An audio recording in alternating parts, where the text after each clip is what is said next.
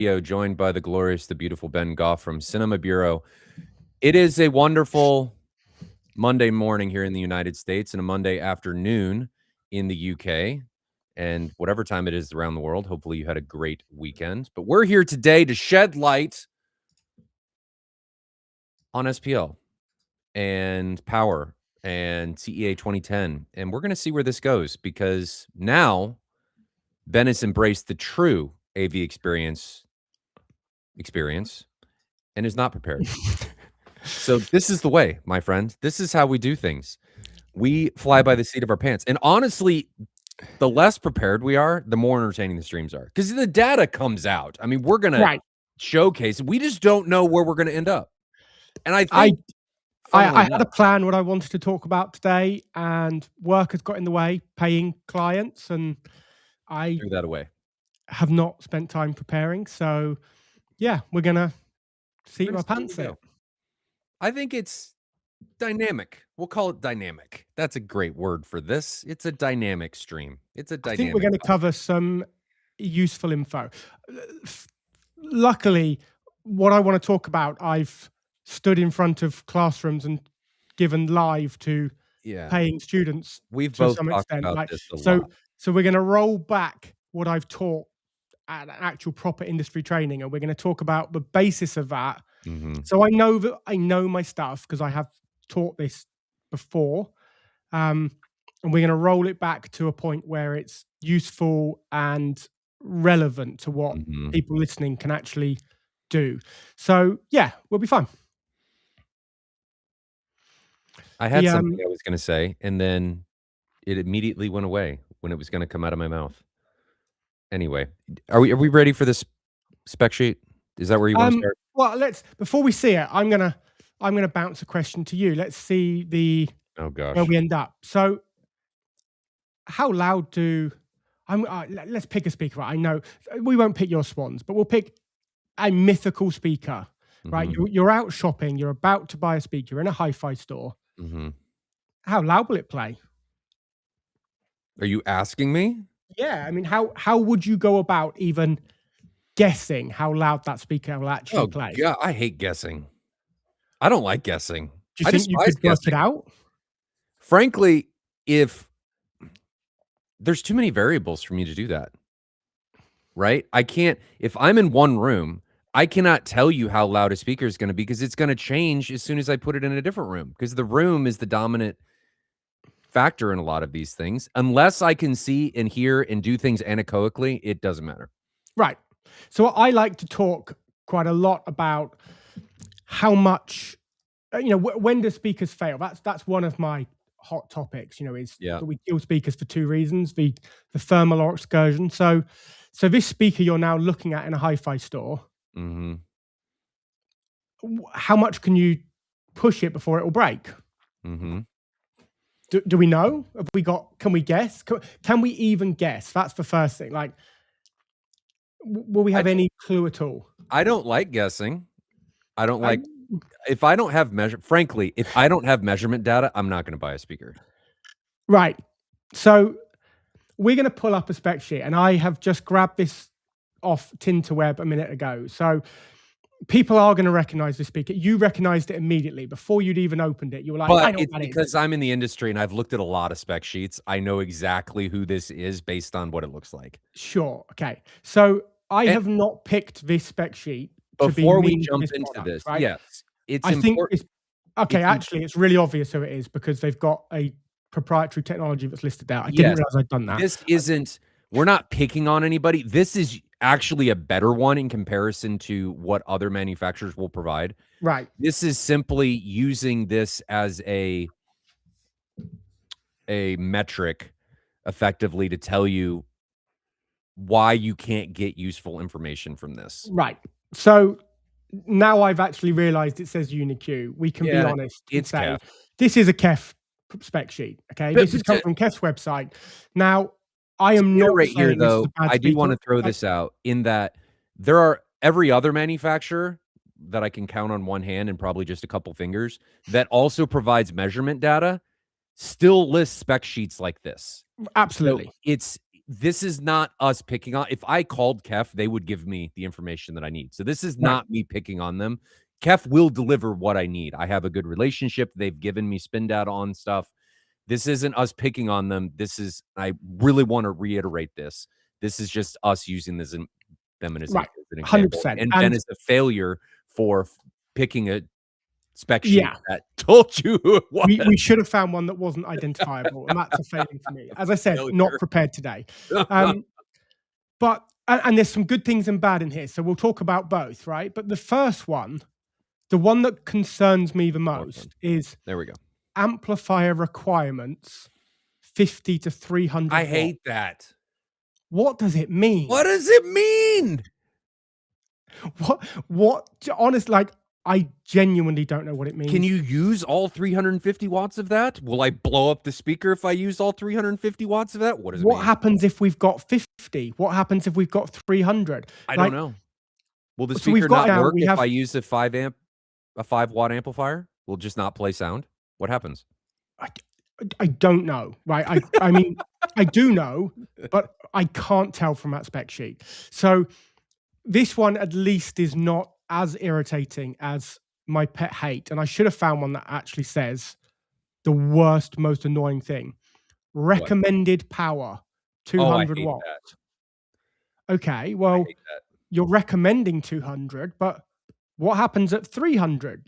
Does it melt? Do we hit the excursion limit? Like, why are you recommending 200? What specifically about 200? Do you like 200 watt amplifier? Do you make a 200 watt amplifier?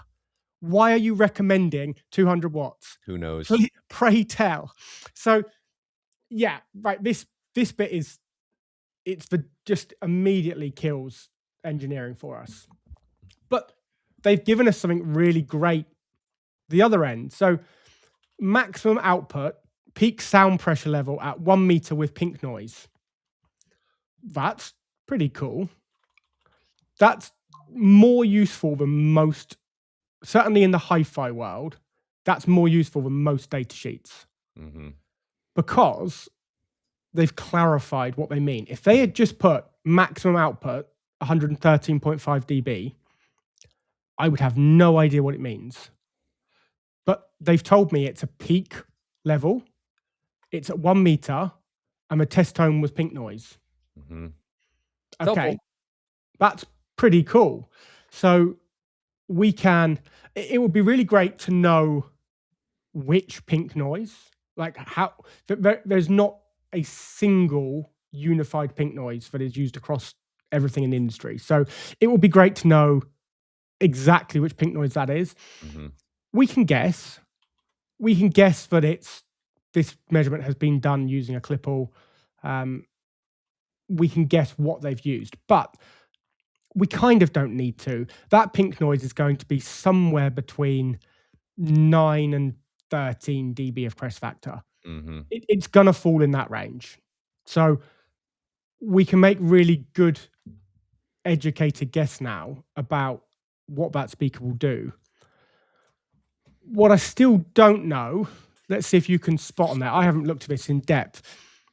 How loud could you play that before it melts? Can we tell? I don't think we do know. I don't think you can. There's no way to tell. The closest you can get is the amplifier requirements, but we have no idea what that means. And let me show you one. I'm going to jump to one that is solid. And it also has some shortcomings. Sorry. What am I doing? Hold on. Now I have to open the window because I'm a dunce. Desktop. I think it's this one. Let's do this one. Can you see that? Yeah, I've got you. Okay. So I know who this is. I know you know who this is. Sure. By looking at this. But I mean, it says the word recommended Ascendo amplifiers on the screen. So you've done a stop ruining my fun, Ben. You've done a worse job than I did. But this is power handling. So when we're talking about how much can a speaker handle, this is more of what you want. But, and I'm going to pick on Jeffrey here, what does that necessarily, is that all frequencies? Is that across the whole range? What does that mean? Like, am I gonna blow the speaker up if I send 900 watts at a lower range versus a higher range? What's gonna happen there? Sure. Now, the difference here is that some of this data is great. Mhm, And so we can see, right, let's look at SPL straight there. Okay. He is telling us that these are peak levels mhm. in half space. So it's a 2 pi calculation. I'm not sure we've discussed why this is called 2 pi, Well, let's talk about but that real quick. so a a low frequency driver would put sound out omnidirectionally, a Mhm, perfect low frequency source. As it gets higher in frequency, it's a wavelength versus cone size. It's going to begin beamforming and it will start sending out the sound more directionally. We've talked about that in a previous episode. But at the low end, pretty omnidirectional, it will be a full sphere of sound. So when we do the formula for the surface area of a sphere, it has a term in it which is 4 pi. If we're looking at a hemisphere, so we've now built a solid wall and the sound is only radiating forwards from that wall, we have a maximum propagation that is in a hemisphere. That formula has a term now which has got 2 pi in it. So the important thing to understand here, where that 4 pi and 2 pi is derived from, is surface area of a sphere, because that's how we're actually looking at sound power as it propagates. It is the radiation. So he's told us here that these are in half space. So we know this speaker was tested essentially with a baffle wall. mhm. It was either Whi in a baffle, on a baffle, but which is how we those speakers are designed. I mean, they're meant to be using a baffle. So right. it's the So we part that now I know that, right? So that's great. And then he has given us a 123 dB continuous and 135 dB peak. So, funny enough, there's a 12 dB difference between those. mhm. How many dB crest factor did I say that pink noise was going to have? 12. Because turns out there's 12 dB of crest factor here between his Yep. continuous rating and his peak. And if you actually go look at the spin data for all of his speakers, it will tell you the crest factor. So Right. this is all useful information because it gives you an idea of what the speaker is going to do. Now, one thing that Kef gave us that this one isn't is in the measurement report might, I don't remember in the bottom if it did, what pink noise or what test tones were actually utilized to be able to know how the data was derived. So Right. I don't know that there's ever been a perfect measurement. Like, I have everything that I need, but there are some that get close.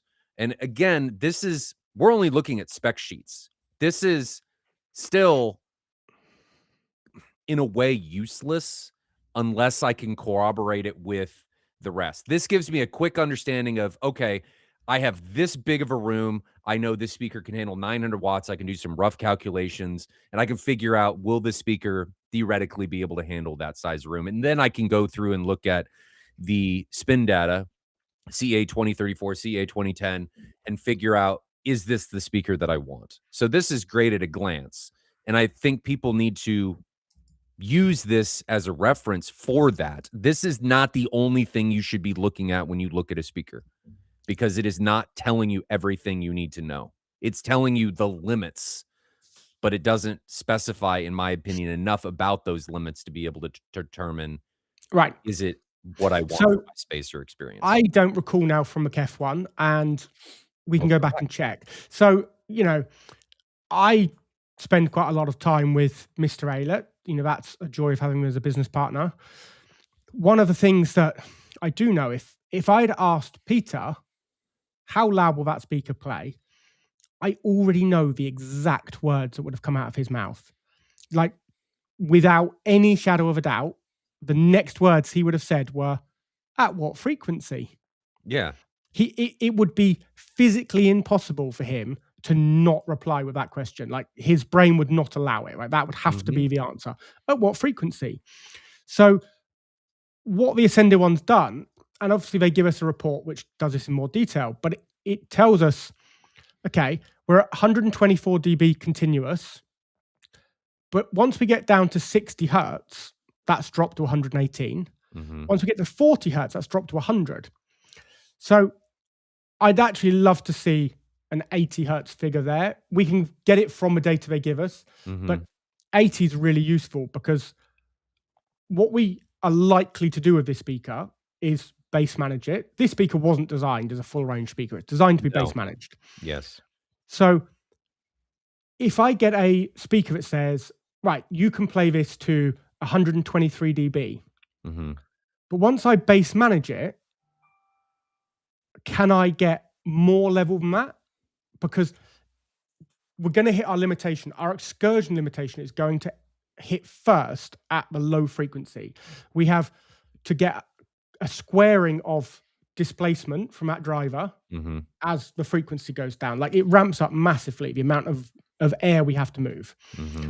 So you're going to run out of steam in the low frequency first. So if this just said peak SPL is 100 dB and they could do that to 40 hertz, I would never specify it at all, because I would be like, wow, that speaker is like a really big, expensive speaker. It can only get 100 dB peak. Like, that's useless to me. I'm going to need more than that. I'm never going to sell it. So immediately this would be off of all of my shortlists. But this is that's a great point. An example on this. Does it give peak output? Well, they give peak at 113.5. 113. So this is a great example. Where is that peak?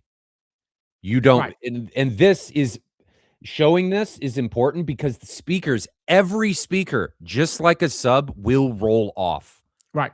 That if it's ported, it's 24 dB per octave. If it's sealed, it's 12 dB per octave. That is what's going to happen.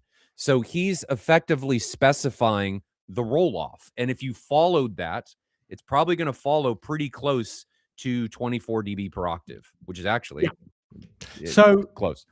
So, but if you look we back, know once we bass manage this speaker, we can go up to about 123 continuous.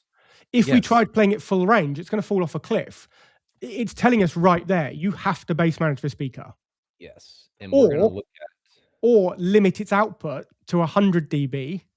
You can play it full range, or you can play it down to 40 hertz if you go down to 100 dB, but you're losing 23 dB of headroom across the whole system. So the KEF does that differently, and we'd have a different question. Frequency response plus minus 3 dB is 43 hertz to 35 kilohertz.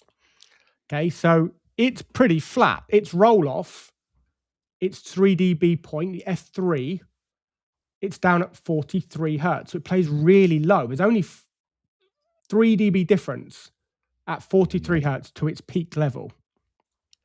But what we don't know is how loud it can do that. Now let's go back and look at the Ascendo here. We're looking at data now in conjunction with the spec report. Let's do this. While you're doing that, I'm going to answer Derek's question. I have actually got my chat window open today. So he's asked some questions around that half space, full space. So so the formula for a surface area of a sphere is 4 pi r squared. Remembered it. So for a hemisphere would be 2 pi r squared.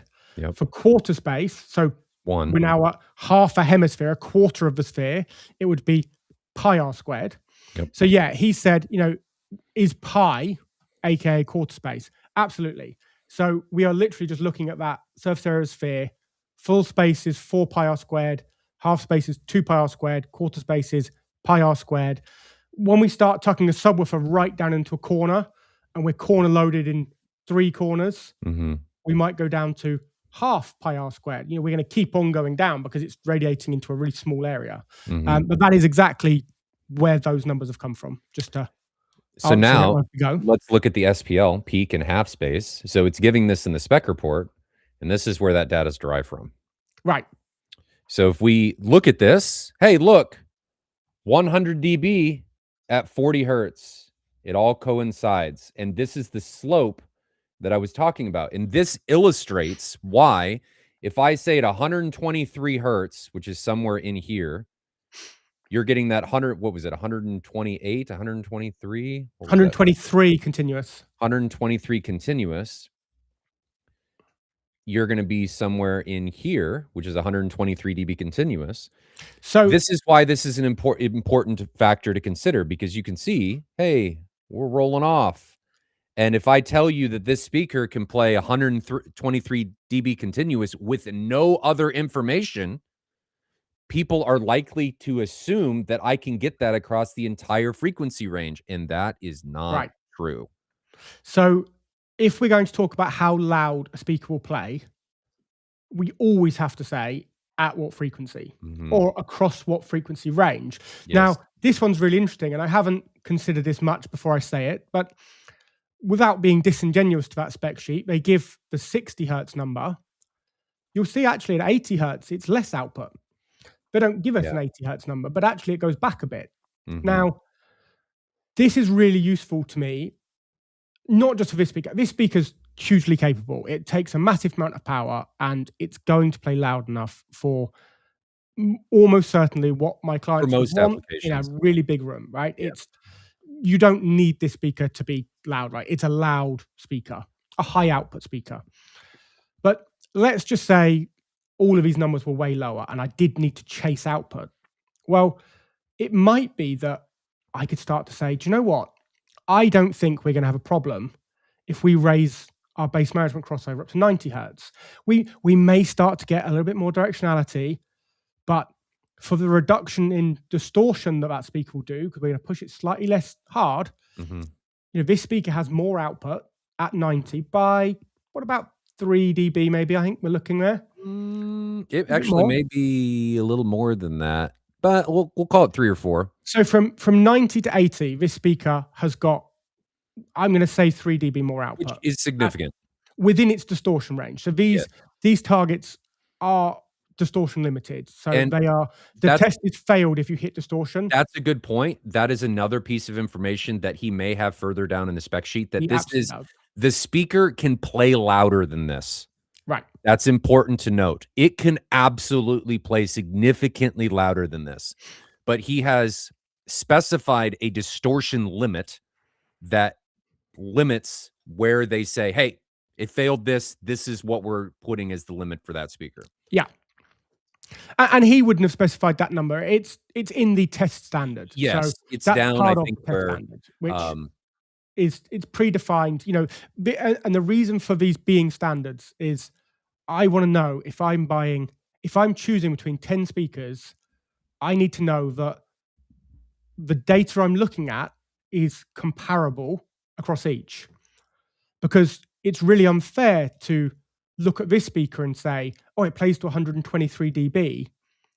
If we're only talking up to, let's say, where is 123 on here? That's 120 hertz, maybe higher, right? Here. So if another speaker is saying, oh, we play to 115, but they're giving that down to 50 hertz, and this one, he's picking his continuous number at a higher level, well, that's not apples to apples at all. That's not easy to compare. Once we get this data and we see the full range of voltage passed, not only can I see how loud it will be at any frequency, I can make sensible decisions. Where do I want my crossover? Will this integrate well with the subwoofers I've chosen? That's really important. Like really important. And this is something that we put into practice in the MadVR Experience Center. We recognized this and noted that in the surrounds, especially because they're surrounds, we push the crossover frequency up in order to gain that headroom, because the point of the MadVR Experience Center is we're going to push the limits. I mean, it is not unheard of in that room for us to push into the 140s.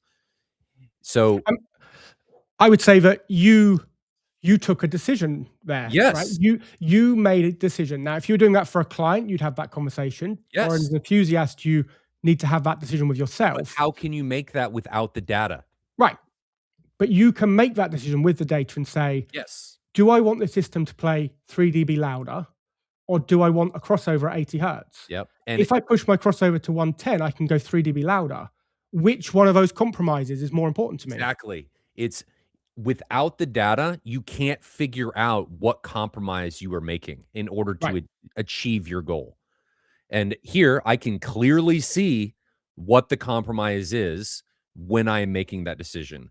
Every decision you make, and this is kind of a life lesson, but we're going to keep it specific to home theater. There is a compromise in some way. Sometimes it's money, right? If I want everything, I'm going to spend more typically. Yeah.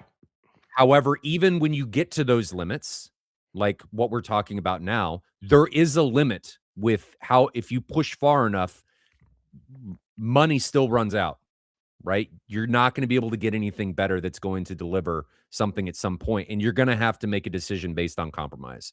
And 100%. here, we're making that an informed decision. That is what we're trying to get to everybody is you need to be able to make informed decisions. And even when you get this,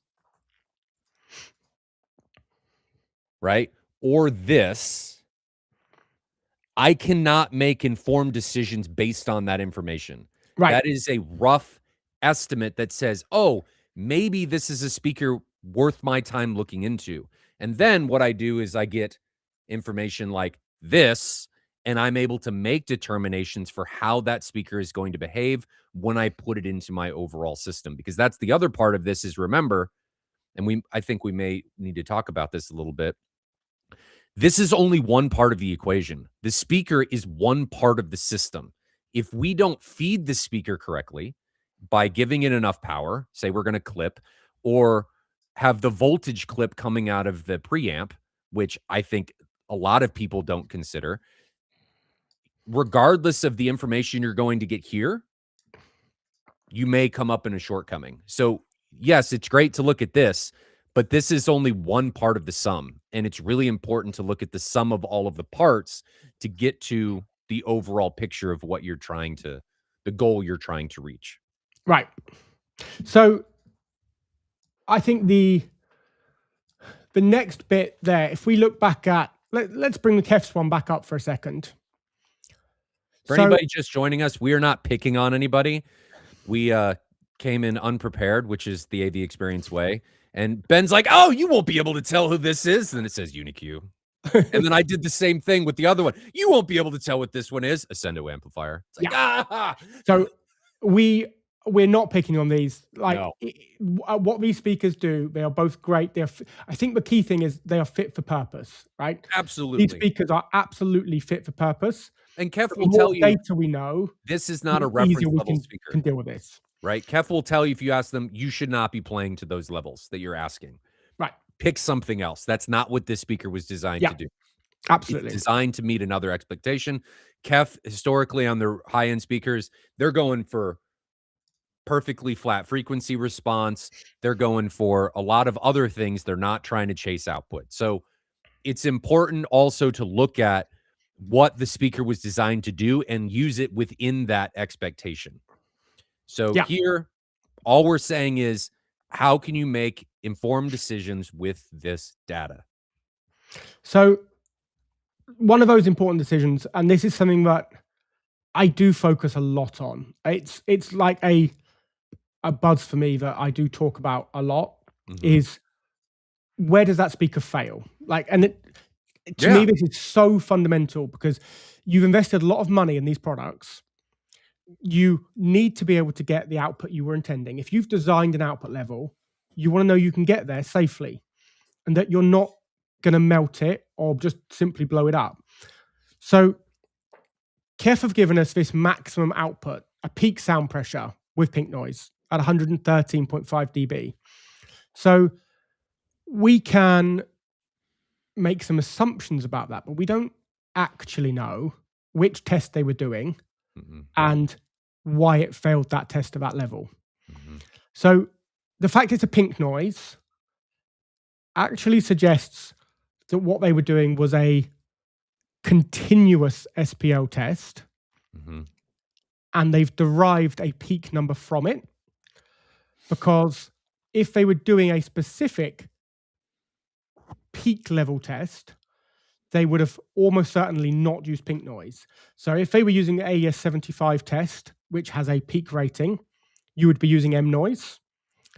So they've essentially told us that they're not doing AES 75 because they're pink noise. So we already know that it's not an AS75 test. So we can derive that. We weren't told which test it is, but we can establish it isn't M noise.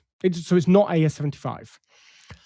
So if we assume that the test they're doing is 2034A, which is where the Spinorama data we talked last week, it's the same document, the same established standards. That has a continuous test which does use pink noise. So we could assume that that is the test they've done. Yes.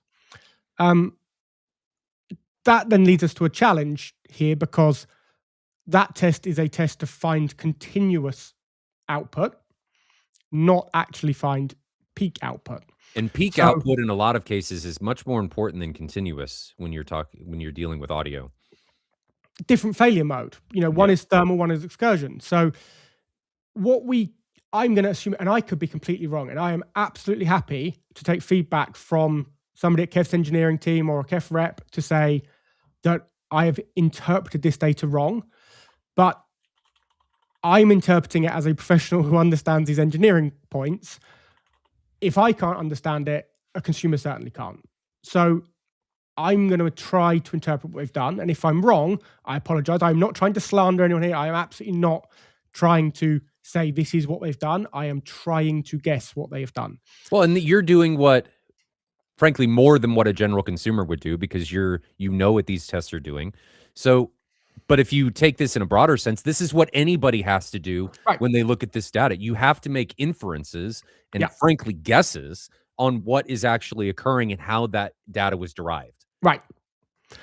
So if my guess is correct and it's the CTA test, what they will have done is they use something called a transfer function. So they play the pink noise. Essentially, the signal is split. They play it to the speaker, which is measured by a microphone, and they also play it directly to their measurement equipment. So they can see this is the signal going direct to measurement equipment and taking the other route via the speaker to the microphone. So they can check something called coherence. You can check that when I put this signal in, it matches what comes out of a speaker to a certain degree of accuracy. As we start to raise the level, there is going to be a point when distortion becomes so loud, those signals don't match to enough consistency. Or the signal gets larger, you've turned the gain up, the signal that is going direct through the measurement system gets larger, but the microphone doesn't record anything louder because the speakers run out of room. So this test, you essentially establish a level using 2.83 volts. You then begin to turn the volume up. And what will happen is you keep going up. You leave it a couple of minutes, you go up. You leave it a couple of minutes, you go up a couple of minutes. And your stop condition is you've lost coherence because there's too much distortion, or you have thermal compression or excursion compression, like you have your compression limited. So you turn the gain up and the level coming out of the speaker didn't increase. So then you hold it at that level for a couple more minutes. As long as it stays at that level, that's sort of your final result. You don't go louder because we now know we're at the limit of this speaker won't go louder if we turn it up more because it physically can't. It's reached that point. And that will give you a continuous output rating. Now, what I think Kev have done, and I could entirely be wrong, I am absolutely open to the idea I'm wrong here, but what I think they will have done is found their continuous rating, and they know that pink noise has a 12 dB crest factor. So they've added 12 dB to their continuous rating to say, in fact, it might be 9. We'll confirm how many they've added based on what the crest factor of a continuous signal was. Slightly unsure exactly how many they've added, but let's say 12. I know manufacturers who have used 12 as the number. They take their continuous rating, they add 12 dB and say, well, that is the peak level we reached, because when we failed this test, we know there was 12 dB of crest factor and we were able to play that without failing the test. So therefore, our peak must be 12 dB higher than continuous. That is not how that test is supposed to be conducted. This, and I bring this up because Jeffrey Fry brings this up, and I think this is important. And Kef needs to do better about this. Kef provides a lot of information, but they hide it. Right. Why do they do this? I don't know. So this is us talking about this in a vacuum, right? Most people are not going to go 100%. find the information that I'm about to show you. And frankly, they could take a lot of this verbiage out and just show the graphs, right? I think that would do them better. I'd like to see both, but let's look at this real quick.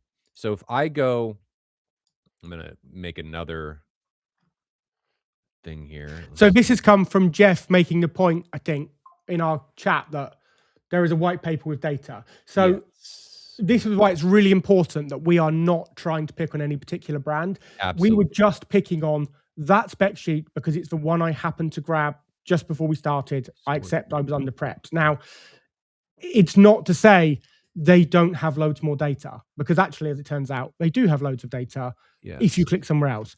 I'm picking on a spec sheet in general.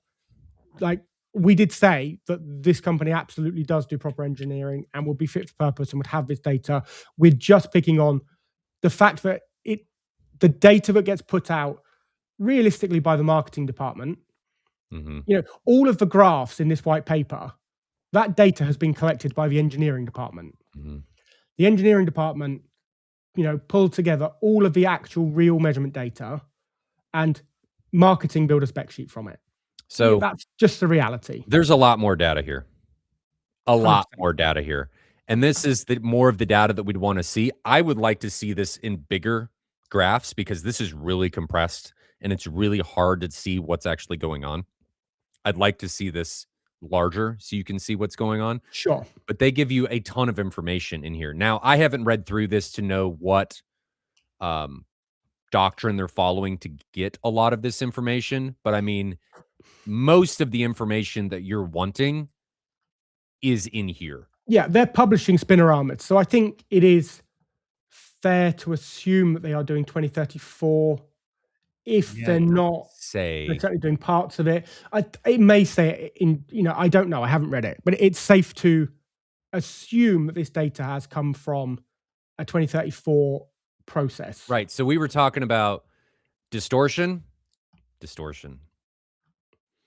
So the challenge is, if it is 2034, the method by which they're reporting peak data is not in line with the method described in 2034. And that's what I mean, that I don't know how this information was derived. Right. I don't know where it came from. And that's part of this equation. If you don't know how a conclusion was reached, how can you tell the authenticity or the scale of the data, right? If I say I went, I don't know, if something did X, but I don't tell you how X did that, it doesn't really mean anything. I could say that in a AV terms that this phone reproduced 1 hertz, because technically it does. Absolutely. But if I don't tell you at what SPL it did, it's meaningless. Right. 100%. And that's what we're trying to get here, is that the data is only part of the equation. You have to know how the data was obtained. And that's why having the standards and seeing what type of approach was taken is important. And we're not saying that Kef didn't do X, Y, or Z. They could frankly say it in here. 100%. But I don't know. Yeah. It still gives me the challenges of what is, if we picked another brand who just has a spec sheet without the white paper, and they exist, right? So maybe Kef was an unfair choice. We're absolutely not picking on it, right? I just wanted one that all I was really looking for was somebody who gave me amplifier requirements with a range, because I just can't tell from that data what that means. So it does. So that's how they ended up on that.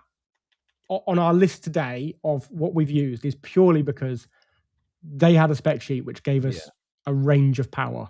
So it does give you Spinorama data top, like if you look really close in Yep. here, but it's only referencing the CEA 2034. It doesn't mention anything else about any of this other information about how any of this data was derived.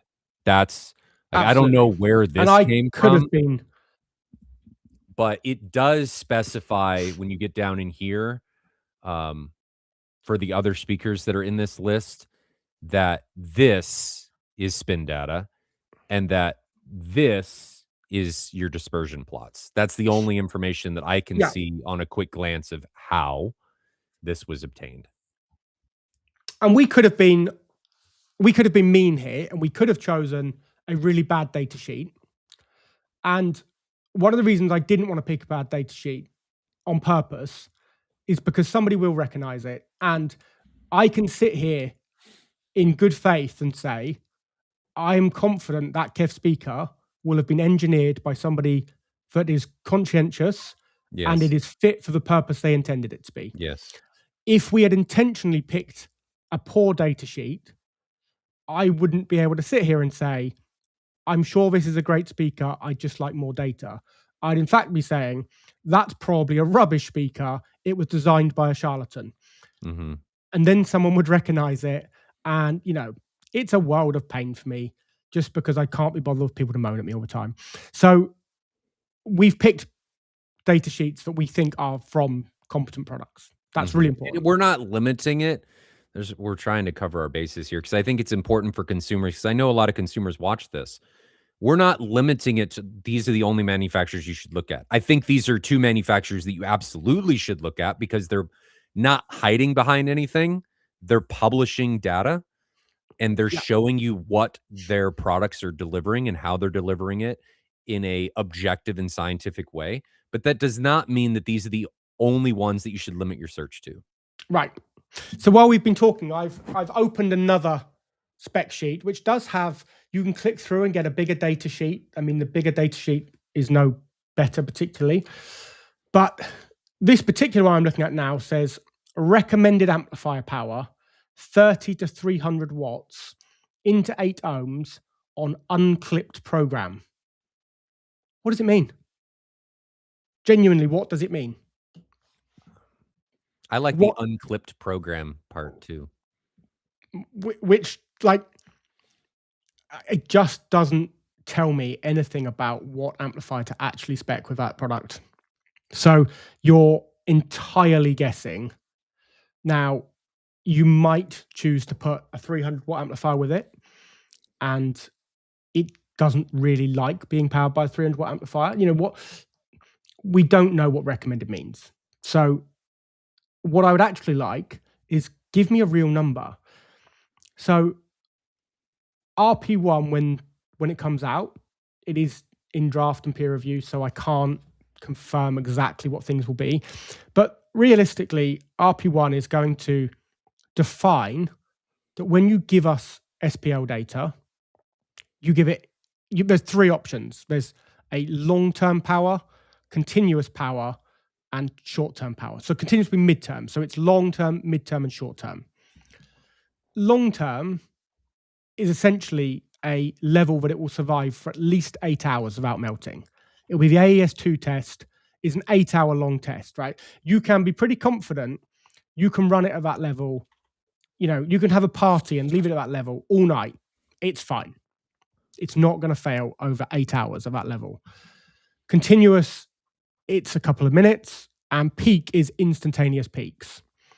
I do not see the real value in using the peak tests. I don't use that data in our engineering. I think it's slightly misguided. I'm really interested in that continuous number. Mm-hmm. And then deriving from that if it can do what I want continuously. But once we know that, we can actually work out what voltage do I need to supply to the speaker to make it do that. Then I can pick an amplifier that can deliver that voltage at that frequency for that sustained amount of time at that impedance. I can start to actually match an amplifier and a speaker that can comfortably drive unclipped to the level I want. Now, Ben is not saying that you are tonally matching amplifiers to speakers like some people will go down that pathway and do. He's saying you need to match the capabilities of the amplifier to what the speaker can deliver so that you're not providing inadequate power to what a speaker is able to handle. That's what he's saying. Correct. I'm just trying to read this question now. Let's quickly read. Would you say that people who boost the bass a lot isn't listening loud enough? Okay, right. So that's actually a really interesting one, and we'll jump to that. And it has a real key point about the SPL you showed, how it rolls off at the bottom end. And, we would know with that Ascendo where we saw all that data that we have to use that with a subwoofer, right? We would see that because we know it rolls off. So there has been a lot of work done in the research community about how we hear. And as we turn the level up, our sensitivity to different frequencies changes. Yes. So these are called equal loudness curves or Fletcher-Munson curves.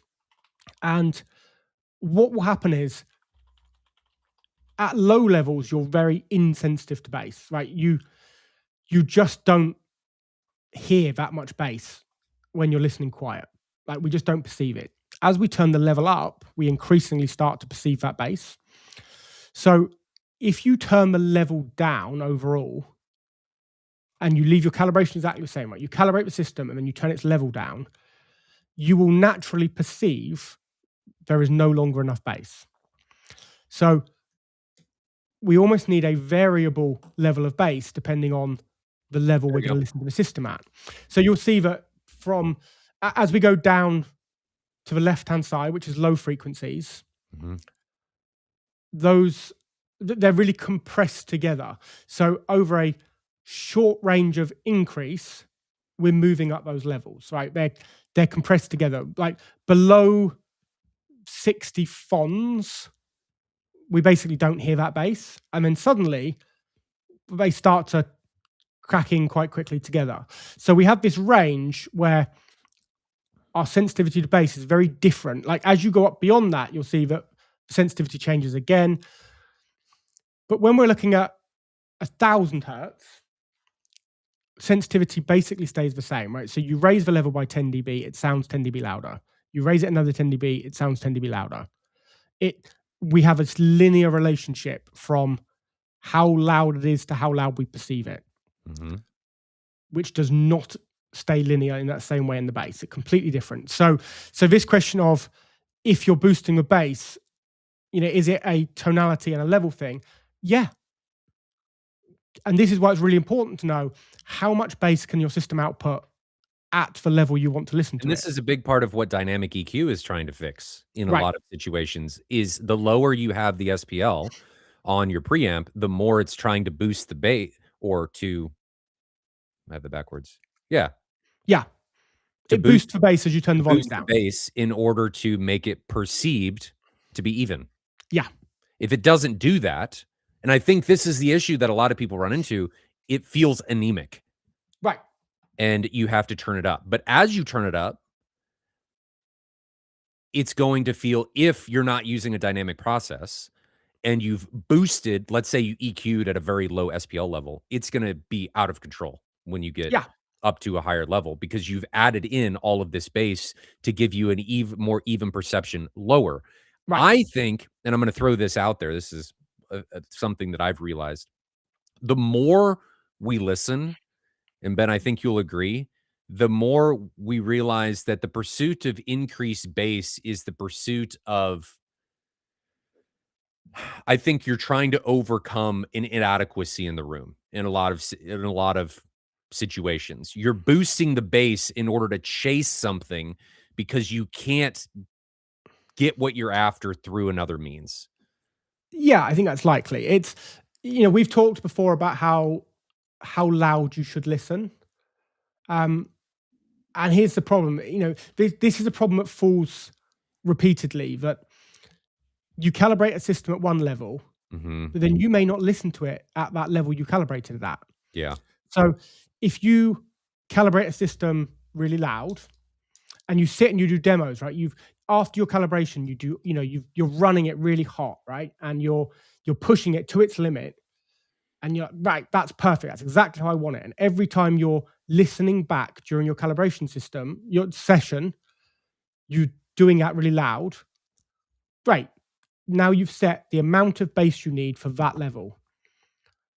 But then, maybe your wife and kids come back, like you haven't got the house to yourself anymore. You've done this when you're home alone and you're making as much noise as you want. And then you're trying to be a respectful member of that family in that family home and not annoy everyone. And you turn the level down by 20 dB. Yeah. Well, we can see that if you've gone from 100 FONs to 80, you've taken it off the screen now, so I can't see how many it needed to go. But you probably needed a bass boost. 100 is basically flat and linear. So if you've gone down to 80, you need about a 10 dB bass boost to make that perceivably as linear as it was at 100. You've got to ramp the level up as you bring that level down to get the same theory of response that you were getting when you listen louder. So that's a challenge. Like I always say to people, do your calibration listening at the level that you're going to actually use the system at. Yeah. And maybe have 3 presets. We do it all the time. We create I'm going to listen flat out on a Friday night and I'm going to go for it calibration, and I'm watching films with the kids 20 dB down from that has a different tonality. It's not that hard if you consider you're doing it. And this is to bring it to our topic of the day, you need to know that if you're listening lower, you need to put that bass boost in. So when you're speccing speakers and subs, it's all well and good to say, right, it goes to 123 dB. But if you pick that Ascendo speaker without a subwoofer, well, it fell off a cliff. It was, it was way down. You cannot give yourself that bass boost. You can't do it. So you actually need to make sure that your target allows for that bass boost that you're going to want. Now you're saying you can't do it without it being bass managed.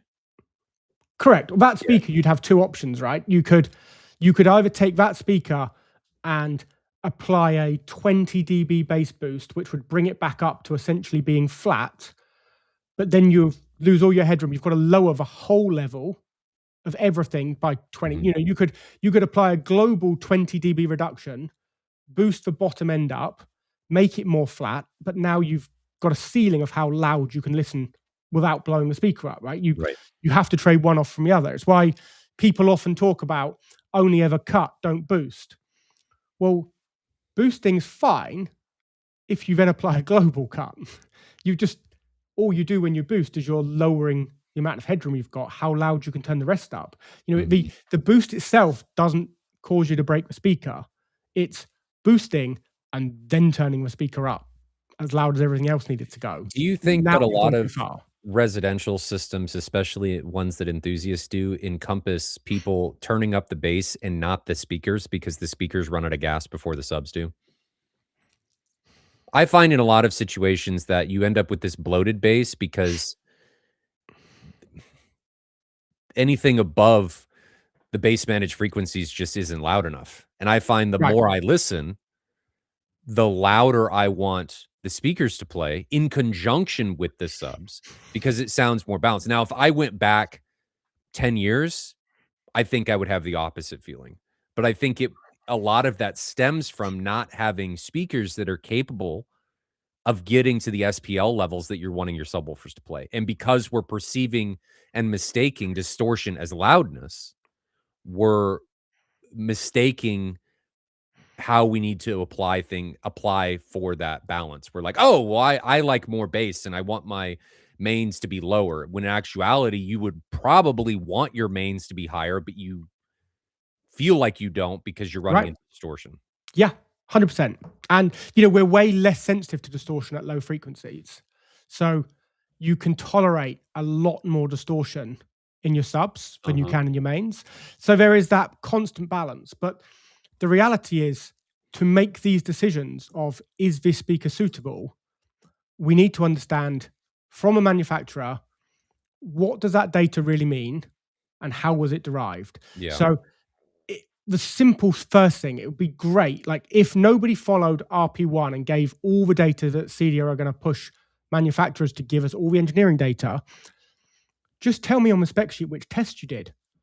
Right, maximum SPL is 120 dB using CEA 2034, or peak is 132 dB using AES 75. Okay, I can go and read those documents. I can then see, right, they did this test. This is what happened. Will it meet my requirements? Without knowing which test it was, it's just a guess. Yeah. So, as you said earlier, we don't like to guess. No. Guessing is bad.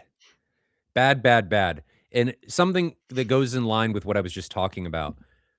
I want you to put yourself in this situation where you're at a huge sports stadium, you're at a concert, and I want you to ask yourself, when you're in that position, do you perceive it as too loud? And I can almost assuredly guess, even though I don't like guessing, I can guess what you're thinking, and the answer is no, you don't think it's too loud. And the reason that is, in a lot of cases, is because if it's a sports stadium and people are screaming and stuff, there's no distortion. That's nature doesn't have, in a lot of cases, distortion. There's sounds that are hurt your ears, but there's not really any distortion in nature. At a concert, you're using, and at stadiums, you're using speakers that are able to get to obscene SPL levels without distorting. Yeah. And so people get into this conundrum of, well, I feel like my subs aren't distorting. When they are, we just tolerate more distortion, as Ben said, at a lower frequency.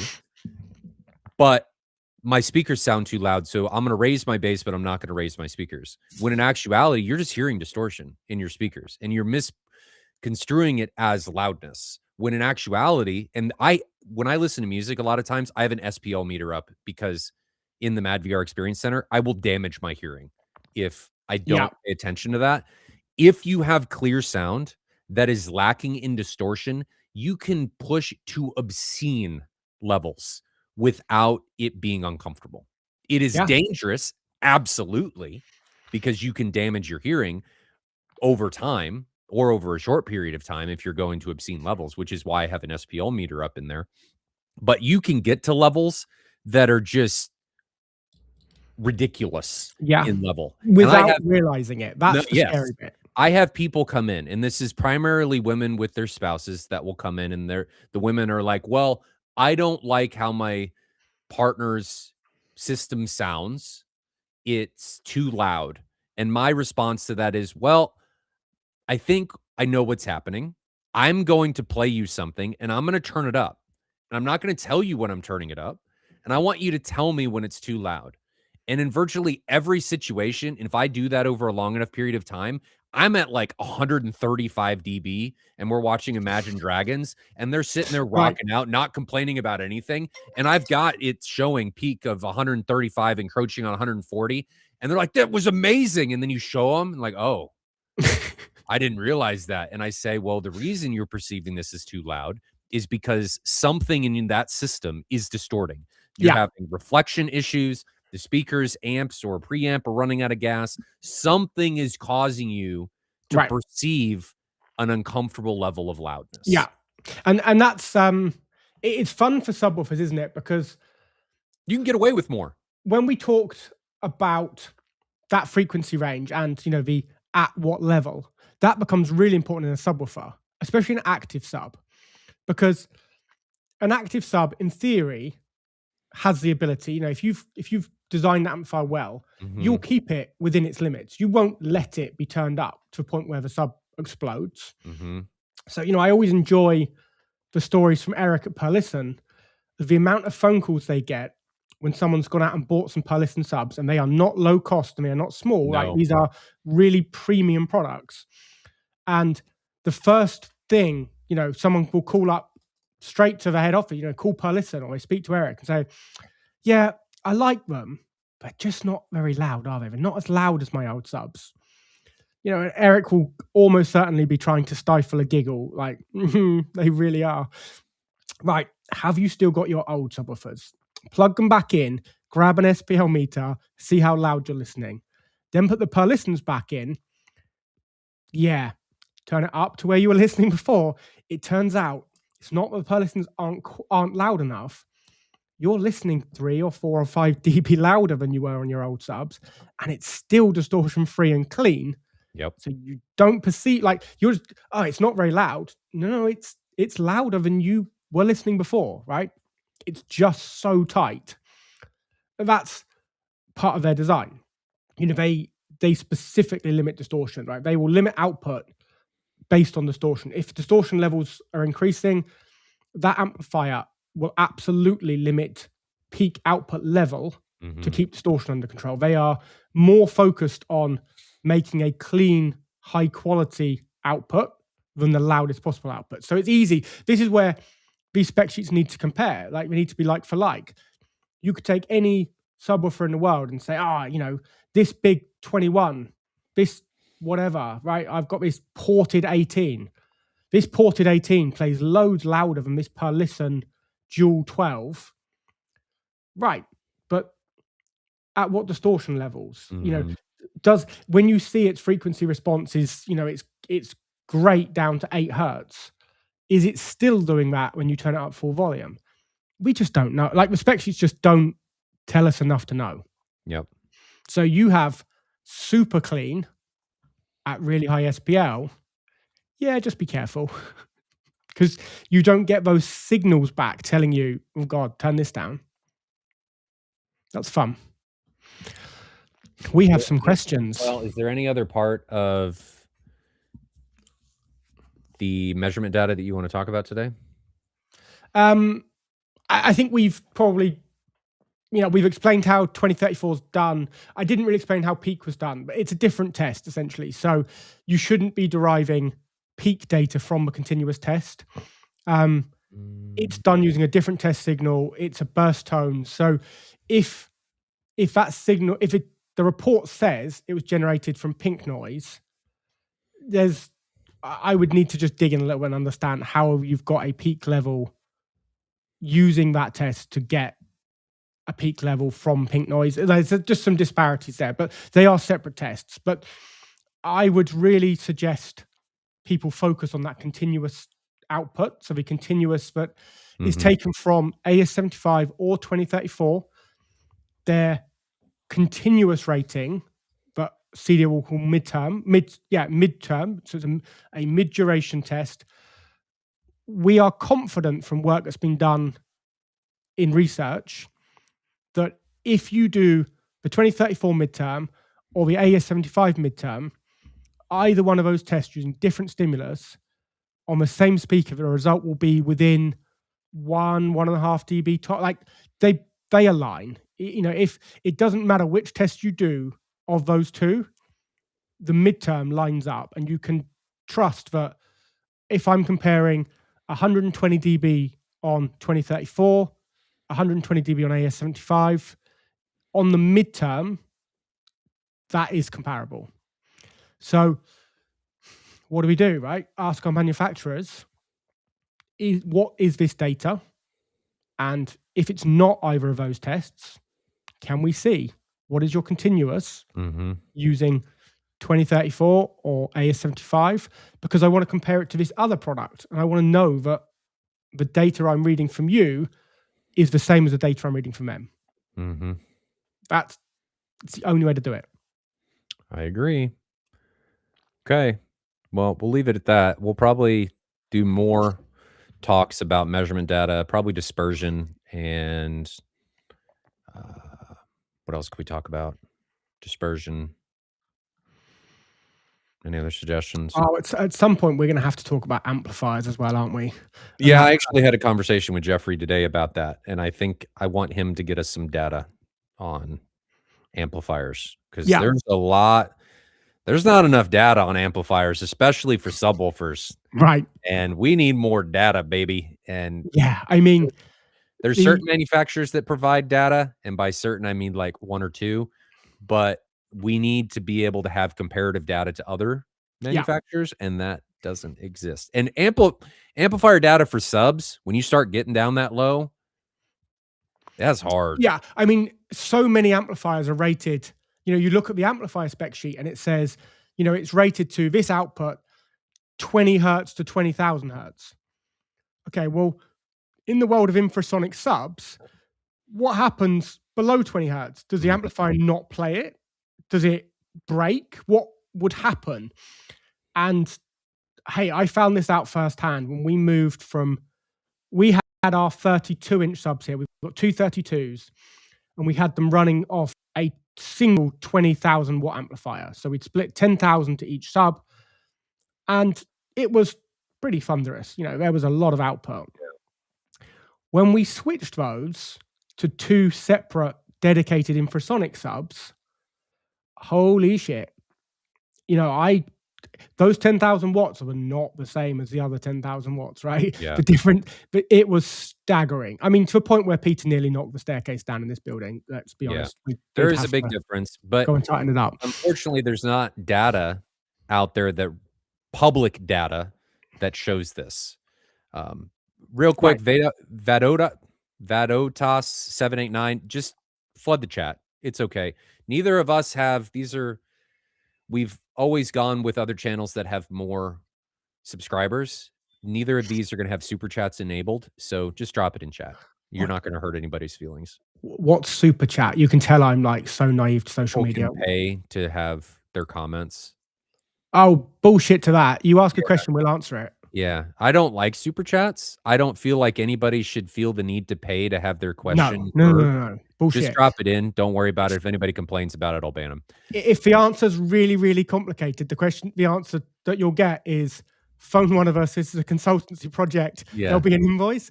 But if it's a question that can be answered, we're here to like. Even then, we're probably going to answer it. It's just, if it takes more time for me to answer it, we're going to have to do it offline. Yeah, right. But no, I had no idea what super chats are. I'm new to this whole social media thing, right? That's what they are. Yeah, no, that's not a thing. And if you guys ever have questions, do not hesitate to drop them in chat. If you're watching this in VOD form, do not hesitate to drop a question into the comments. Odds are, if it's a good question, we'll probably turn it into a video. So don't hesitate. We're here for questions. This is a complicated space. There's a lot of things that have to be considered. And even if you've been in the space for a long time, if you're not living and breathing the space like Ben and I are, it's overwhelming. It's overwhelming sometimes for us, for the things that you have to be considered. I mean, it takes a long time to process things and wrap your head around it. So don't hesitate. If you want to gain knowledge, that's what this is all about. Knowledge sharing and making sure that people have the information to do what they need to do. So if you got questions, drop them in chat. We typically get to them in the order they come in. I stop from the top and work my way down. I'm just going to make one last comment on why we are sat here once a week giving out this knowledge for free, right? So this is an industry that you and I both love, right? We love movies. We love the kit behind it. We love that we can make our living building people cool cinemas, right? Yeah. And my view on this is that there are a lot of bad home theaters out there. There is a lot that are done poorly. And if, you know, Mr. and Mrs. Jones, I don't know what the equivalent of, is it Joe something, you know, Joe Blogs, Smith, whatever you call the average man in the US, right? He goes around a friend's house and listen to my home theater and it's rubbish. He's not going to want to go and buy one or build one for himself, right? This whole thing to me is that this industry continues to grow in the face of VR and AI and all these other things that can take away from the shared experience of theater. It grows if everyone builds better ones. Because when they show them off, people are like, that's cool, I want one. So we're out here helping integrators do better, helping enthusiasts build the coolest systems. So when they show them off, more people want them, and this grows, right? That's how we get better products to market, is because the market's bigger. How we, like, the whole thing grows by us sharing what we know. So that's why we're here, right? I'm reading some stuff. Okay. So there was a question up here made by Brian Cobb. Can a high channel count using Storm XT, utilizing all channels, 24 in my case, help to increase the overall SPL level? Do you ever use more speakers with this method to hit target SPL levels? Okay, so that system can make more noise. But when we talk about doing the calibration of the requirements for that system, we are talking about individual channel. So you've got a case where you could be making arrays. Like, this is how commercial cinema is often working, is that they are arraying multiple speakers to get to a sound level. When we're talking about an SPL requirement, it will absolutely be per channel. Every individual channel on its own should be able to deliver the level that's required. Now, if you were to do, like, you've got 24 channels and you run all channel stereo, of course you can now make that room way, way louder than just playing 2. But when it's like an Atmos type track and an object pans, we need to know that when that object hits any one of those speakers, it can get to the level it needed to get to. So you can use more speakers to make it louder, but there's a difference between whether you can and whether you should rely on that to hit your numbers. Like, you need to know that that object will get to the level you were after when it has been panned to any individual channel. So in the case of subs, it's a little different. Subs are typically used, at least in LFE, they're used as a system instead of each individually. So stacking subs and stuff to gain SPL can absolutely be used in those 100%. cases. Subs are completely different. Yeah. Yeah. So if that's the direction you're going, sure. But if you're talking about Storm XT is more meant to create a more encompassing feeling, in my opinion. Now, Storm may, like if we had Matt or Gary or Olivier or any of those guys on to talk about this, they may say something different. But my experience with Storm XT, and I do use it, is that it makes the room feel more alive because it's allowing all speakers to be utilized at all times by taking an ambient track from the mix and pumping it to all unused channels. Right. So it makes it sound like sound is coming from everywhere all the time. It's not meant to increase SPL levels. It's more meant to increase immersion. Right. And it's cool. It's not for everybody. I like it. It's a subjective thing, but you should calibrate and stuff with it off.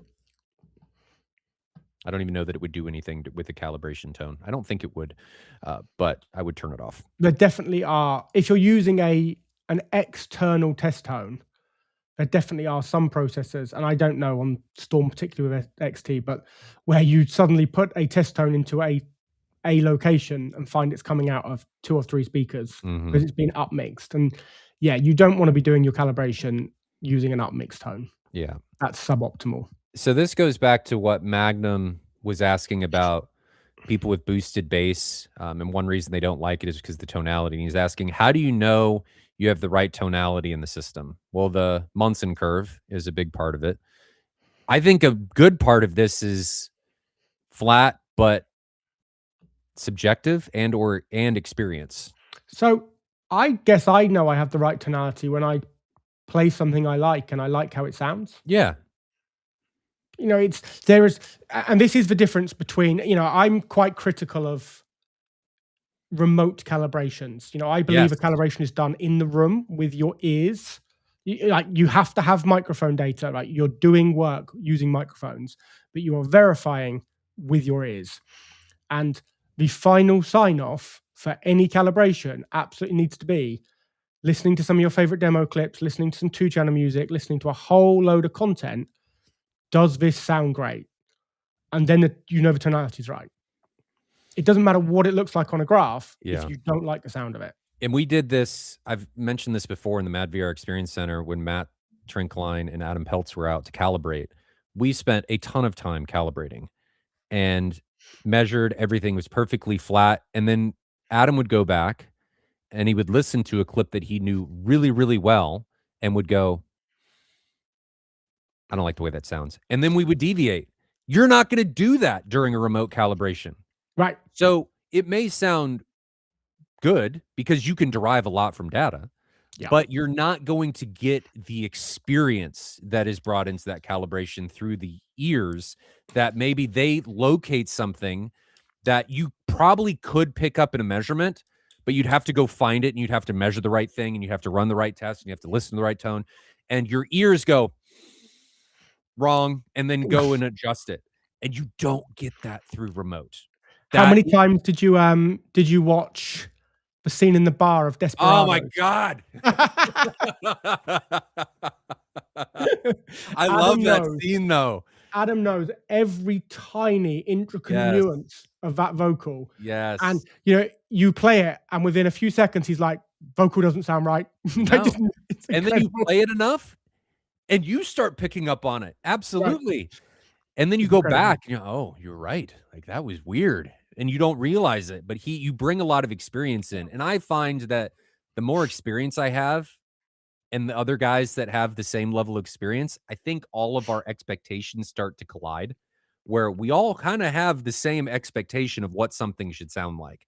And we can all sit in a room, and we've done this because we've all sat in these calibrations, and we'll look at each other and go, "Does that sound right?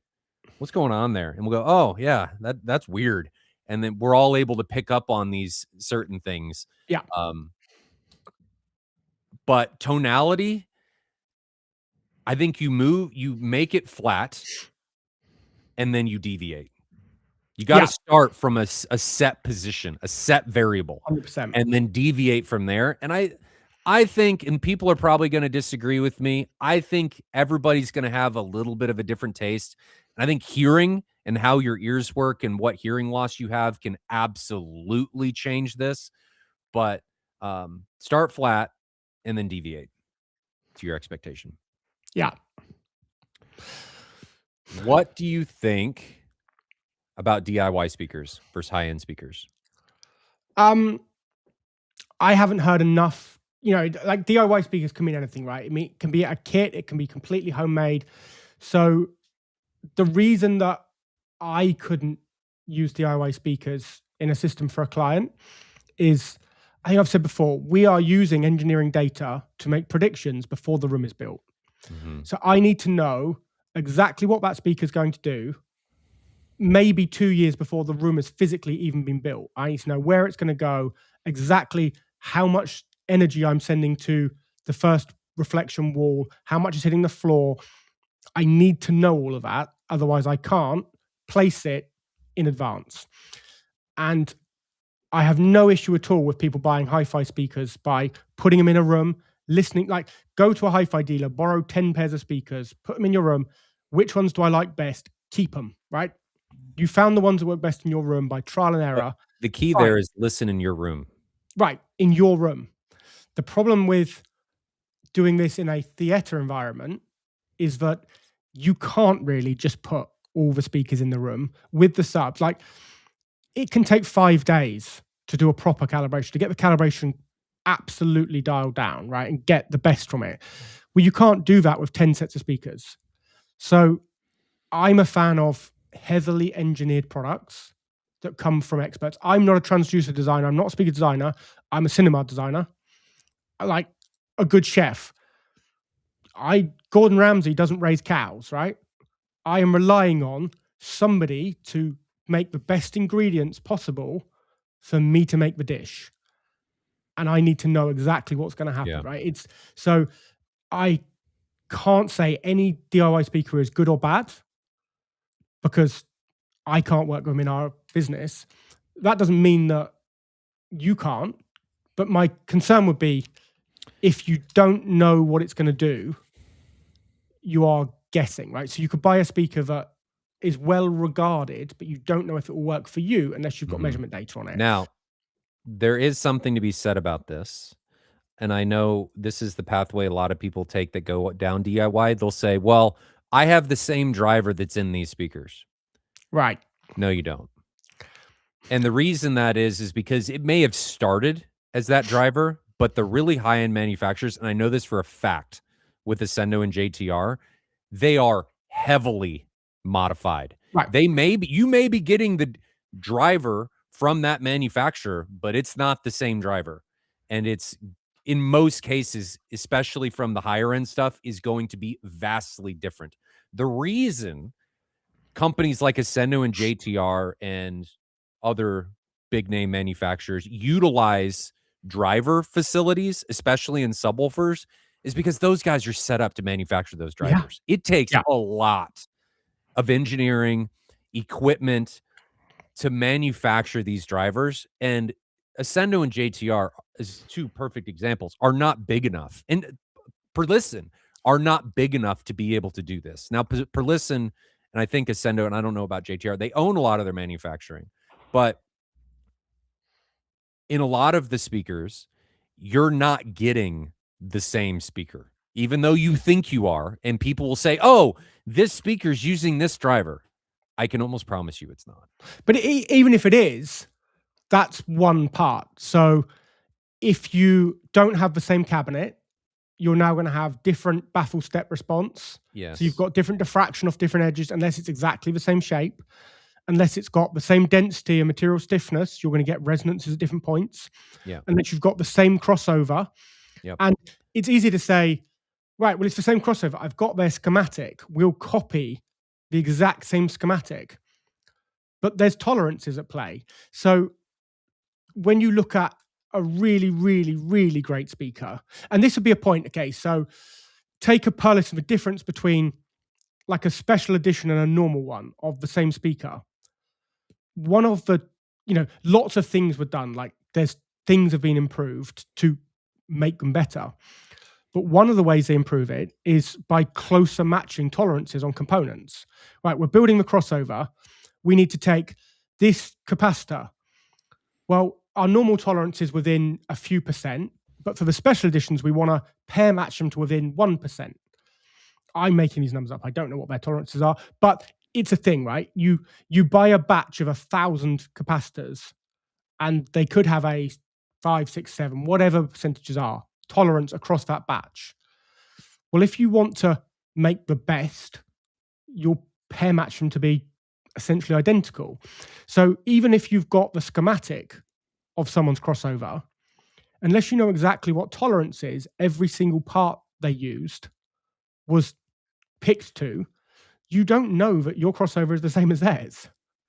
You just don't, right? I think part of using the manufacturer's consistency, and you know what you're getting. I am not saying that you can't make an excellent DIY speaker, but effectively at that point, you're your own manufacturer. Right. And that's okay. Right. There is no disputing that costs here are significant. If you are making a speaker you've engineered and you've done a great job of engineering, right? It's all been modeled in COMSOL, and you've hired consultants to look at breakup modes, right? You've done all this incredible work. You have it manufactured in the Far East, right? You've now got cabinetry, you've got different things all brought together in a factory in the Far East. You then have to ship it back to Europe, US, wherever it's going, right? There's import duties to pay. There's shipping fees to pay. It lands with a distributor. The distributor sells it to an installer or a store. The distributor has to live, right? He's got kids. He's got to put dinner on the table. The retailer needs to live. At this point, the bill of materials is vastly different from a finished product. Yeah. And if you're doing DIY, you cut all the middlemen out, right? There's not going to be a distributor of a finished product. There's not going to be a retailer of a finished product. You're buying parts at lower margins. You're not necessarily shipping a big cabinet across the world because you go to a hardware store and buy some wood and make it yourself. So of course, a DIY speaker is going to look better value. Yeah. When you look at its outright cost. There's no getting around that. Nobody can make a speaker at the level of an Ascendo, a Perlisten, a JTR, whatever they are, and deliver them at the same price if they use that traditional route to get to market. You get stuff in return, right? You get somewhere for support that you can take it back to, right? You might have an integrator that can help. Like, the value proposition has to be the entire thing, not just looking at, well, I could make that speaker for half price. And if you can, that's great. Great. We're not discrediting you at all. You can make some great stuff. Absolutely. There's a lot of engineering. There's a lot of know-how if you want to do it right. Yeah. And there's loads of tools. Like, there's loads of tools online that will help you design a speaker. Because if you think about it, all of the manufacturers that you just talked about, it's kind of what they're doing. It's just they're doing it. I mean, that's what every manufacturing process is what they're doing. But I mean, COMSOL costs £40,000. But my point is, license, right? My point is that you're doing the same thing on different scales. They have the expertise. If you have the expertise in all those tools, fantastic. Yeah. But you're paying The price of what you pay is to not have to do that. If you've got one of the best transducer designers in the world living in your home, and you have ComSol, which is like 40,000 a year for a piece of software, and you have all the manufacturing facility and a paint shop and a polishing shop, and if you've got all those things, you can make some Perlissons. Yes. I don't have those things. No. So I buy them. And I'm not smart enough. I'm not smart enough. That's very true. So Vade asks, he was talking about super chats, and I think he brings up a good point. And this is the last, well, there's a couple more questions, but this is a good question. I'm asking because flush and straight aiming in wall speakers are shown in almost all promotional material. Yes. Yes. Right. And that is I can bad. answer that really simply. And it comes back to the same person who wrote the spec sheet. Photos are done by the marketing department, not by an engineering department. Yep. Nobody in engineering thinks you should put that speaker flush in a wall if you're using it as a front wide. There is no audio engineering. They cry inside when they find out they've spent ages engineering a speaker and you fired it 70 degrees away from where you're sat. Yep. The marketing department don't care. They're there to sell speakers.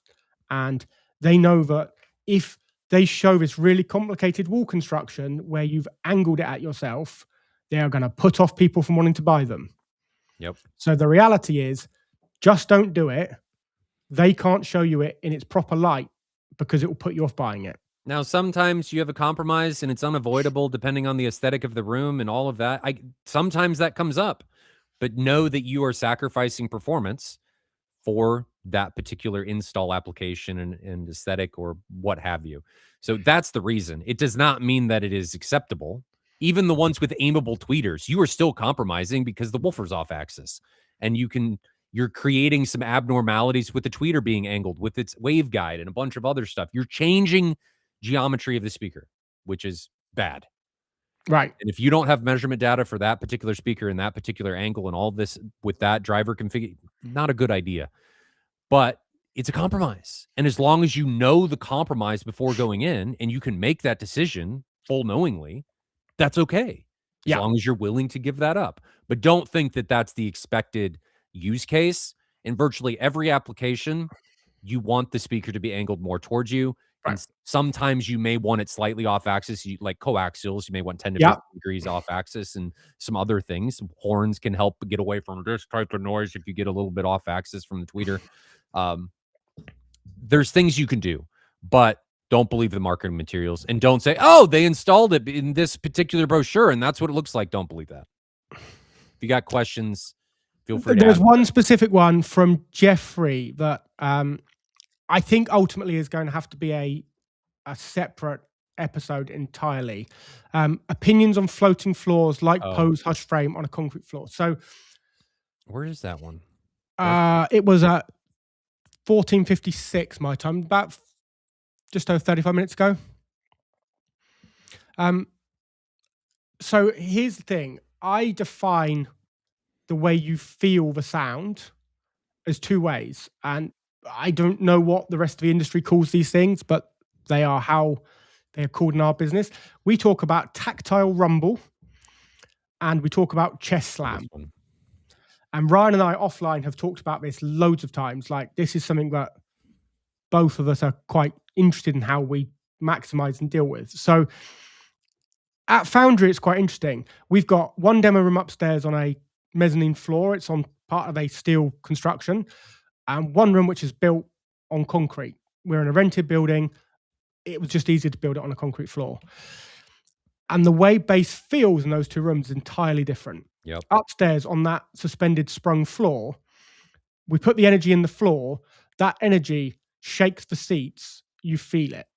And if I want to go for loads more bass in that room, the floor is going to get unpleasantly bouncy, right? It's going to be like being at a theme park. Yep. So there becomes a limit of how much output I would put into that room at the lower end, because you feel like you're on a trampoline. Like, it really would start to move a lot. We've got 4 big subs in there, right? It would move a lot. Mm-hmm.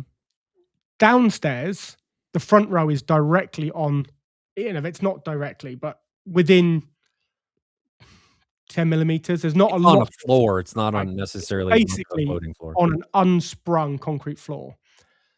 And all of the energy you feel there is it's a change in particle velocity, right? You've got a wave of pressure that is airborne and it hits you. We are not shaking that seat. We are hitting you with airborne Well, pressure the variations. pressure may be shaking the seat, but the driver, the Sure. floor is not doing it. Right. And of course, it is also coupling to that seat, and you're feeling that too. But you could stand up on that concrete floor, like being at an outdoor gig, and you get that Yes. thump in the chest, that wave that everybody's experienced from a decent kick drum at a festival, right? Do you like floating floors in this application? So I don't dislike either. I like the ability to show both and choose which one the client wants and dial it in. So But for you, we which would you choose? I know what I would choose. uh I'm pretty opinionated on this. some semi-sprung, right? So we have a riser design, a timber riser design that is not very sprung. It's pretty stiff, but has some compliance. Um, it depends on the room size, like it depends on lots of things, but I like I love, in fact, that's not fair to say I love that really airborne slam that you Yes. get from a drum kit outside. And I like to be able to generate the pressure required to get chest slam. Yeah. And that can't be at the expense of rumble, right? Like bass shakers are not going to do it for me. I need big chest How variations across the whole surface of my chest that kicks me in the liver, right? I just need it. That's what. this is how I look at it. The all of the tactile stuff, and I'm not saying that it's bad, and floating floors and all, I view it as a compromise. In You're chasing something that the system is not quite able to deliver, and you're trying to get it in a different way using less of X, Y, or Z medium. If you have enough, and in this case, subwoofers, and the ability to pressurize the room and the room can take the pressurization, I don't think you need it. Right. If you can do it. And I am not saying that having a floating floor or using tactile transducers or direct attach subs, I've used all of them. I'm not saying it's bad. I'm simply saying that it is a tool to use in substitute of more subs. If you have more subs, I don't think you need it Yeah, because and subs I'm them. not I'm not anti floating floors at all because we would use them for isolation. So we would Yes. intentionally be using it to reduce sound transmission to other rooms, right? So Yeah. there's absolutely a reason for a floating floor. Sometimes in our designs, we might have to try and dampen the effect of that floating floor. If it's a fairly small hush frame type floor, because actually we want less of that tactile rumbly vibration because we are chasing the airborne slam. Mhm. So you've got to balance it. And I have a preference from one to the other. I like slam. Yeah. And I have no idea what the rest of the world call these things, right? But I think you know that slam from a kick drum when you're in a field and I there's a know big exactly what you're oasis, talking right? about, but my argument is that if you have enough subwoofer power and you can pressurize the room enough, the subs are gonna do it to the furniture anyway, and you don't Right, need to have the floor do it. right. The floor to me is a compromise and feels unnatural. I don't like the way that it feels, but if you're chasing that rumble or whatever feeling you're trying to get with, which I think is part of what people get when they turn subs on and they're not properly integrated to chase that slam and you run into this bloated bait. You're compromising in some Yeah, capacity. yeah, And in my compromise in the room that I designed, I was unwilling to do that. And I was chasing something and I needed the power to be able to do it. There's nothing wrong with going either way. It's just understanding, what do I need to do this? If I want to do it this way, what do I need to accomplish that?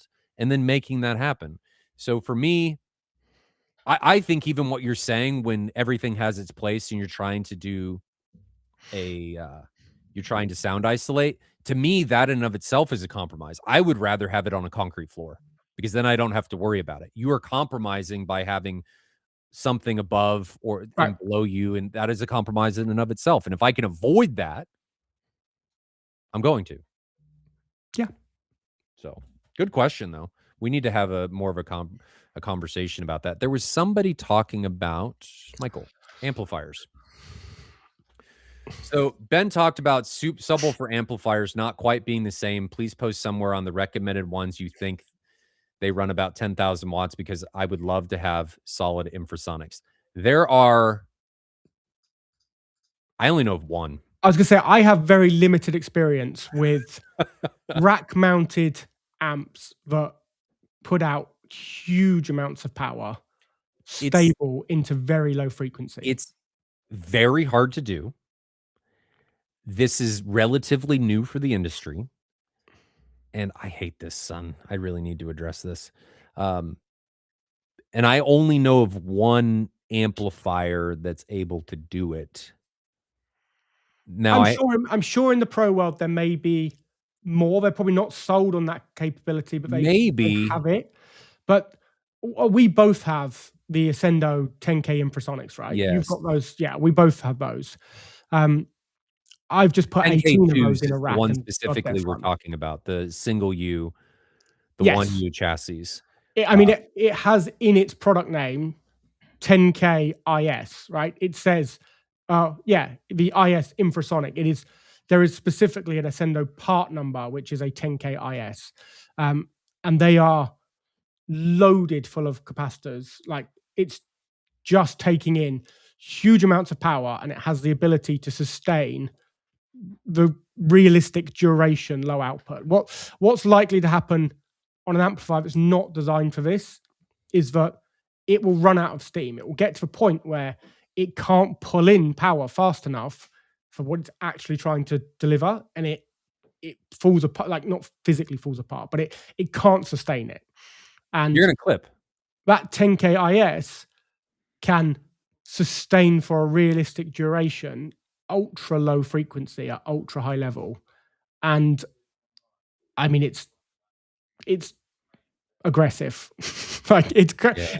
when you realize like what a big driver can do when it's being powered by that much power, it's staggering. It's a lot. And this is, I say this all the time. This is not us saying this is the only one. This is the only one Right. we know of because there Yeah. is very little data, if any, that exists in this space. And there are a lot of manufacturers that say they can, and they may to a certain level. But that 10K2 IS is able to get, I want to say it's -3 is 3 hertz. It is absurd in what it's able to do. It may not be that. I mean, that's ridiculous, but it's able to do absurd levels down to 3 hertz, which is insane. And it Yeah. does deliver. They're not quiet though. So if you go down that pathway, uh, Do not there put them in your room. no, they're single U chassis and they have Delta, I think they're Deltas, like 60, no, they're smaller than that, like 40 mil fans. And oh boy, are they loud. I have, how many do I have? 10 of those amps in my room, and they're in a different room. And as soon as I walk out of the theater, if I have those amps on, I can hear the fans. And they're in a So totally different part of the basement. I'm not sure when they changed, but there has been a slight running revision, and the newest ones don't run quite as loud as the older ones. Oh, I know this because the job where we've put 18, we sent 2 out there for testing, mhm, like 6 months before we sent the other 16 out. And the original 2 do run noisier. mhm. I don't know if there was a running addition to the fans. I'm not sure. I hoped it was a firmware thing, but it doesn't seem to be because they're all on the same firmware now. But they do run a little bit quieter, the newer ones. That's good. Not loads quieter. You still My wouldn't put them advice in the is same just room do as not you. put them in your room, and it's not a problem. Yeah, You're they not need gonna to go in want the those in apartment. the room anyway because of the amount of heat they generate. They idle at almost 150 watts. You don't want that in your room. They're dumb, but they need that in order to deliver Right. what you're asking of them. And there's no, it's not a, I'm going to be honest, right? And Jeffrey will probably, honestly, I'm going to get my balls cut off for this. Yeah. It's not a consumer friendly product, right? So there is no IP control to turn it on or off. You turn it No. on and off with a physical switch. And No, you can the get other around way of that. turning it on or off, sorry? You can get around that. I You've get not around thought it about by it? using contactors and literally killing the power to it. Oh, But yeah. I mean, Shelly relays are great for that. right. We build big distribution panels with relays using industrial grade switching, like programmable logic controllers, because the inrush current's huge. Like you turn on a handful of those in one go, you'll just trip breakers. So they have to be staggered. Yeah, you got to stagger the timing to be able to turn them on. Absolutely. Right. So yeah, if you've put them on the other side of a house and they're pulling 150 watts each in standby, you don't want to, the polar bears would love it if you turn those off when you're not using them.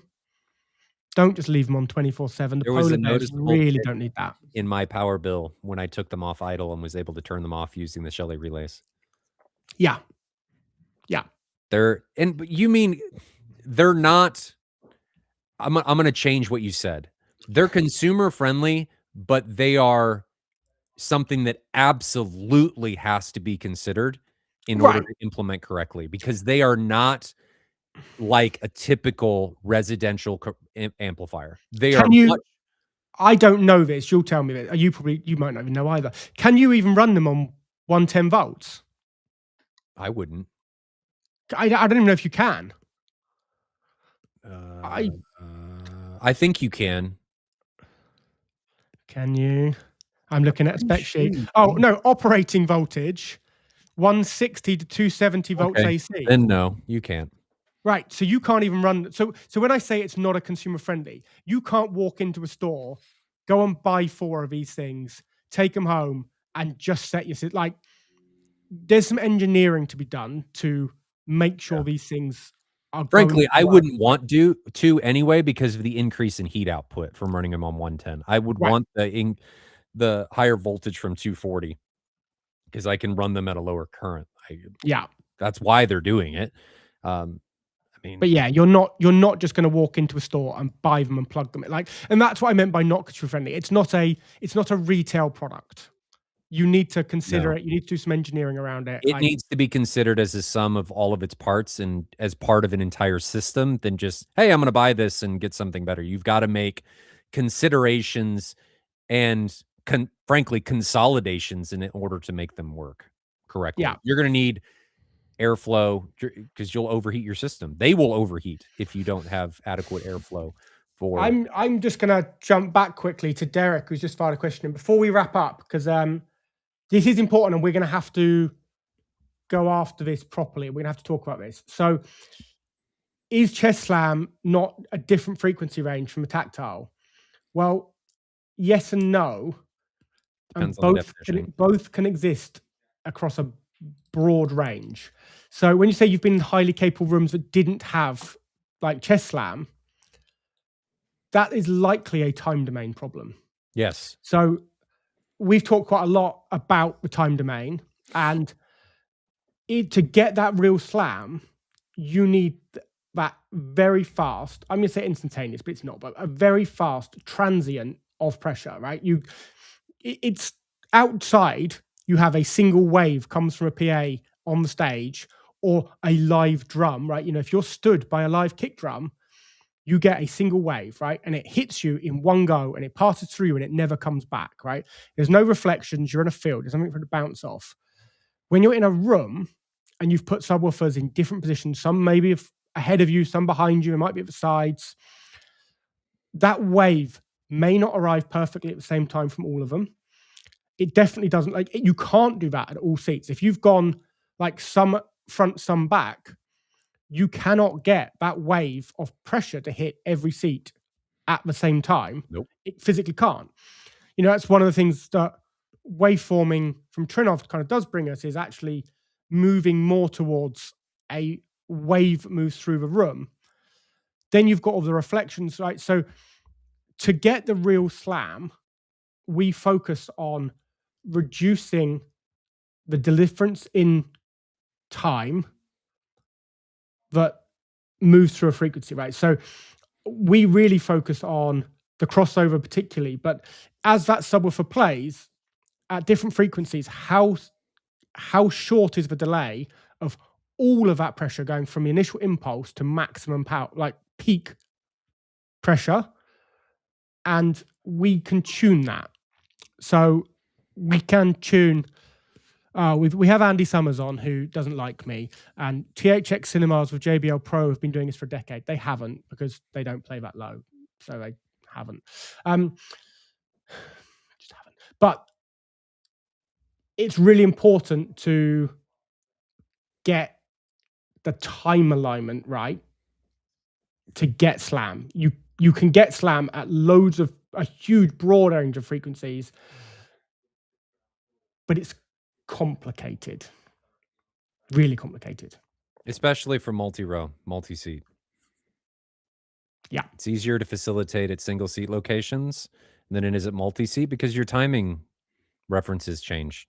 Everything's different seat to seat. Everything's different. And this is kind of a benefit that big theaters have. They're in bigger rooms. It becomes more of an issue in smaller. Your time goes out the window. Reflections become a problem. There's all kinds of issues that small rooms bring in.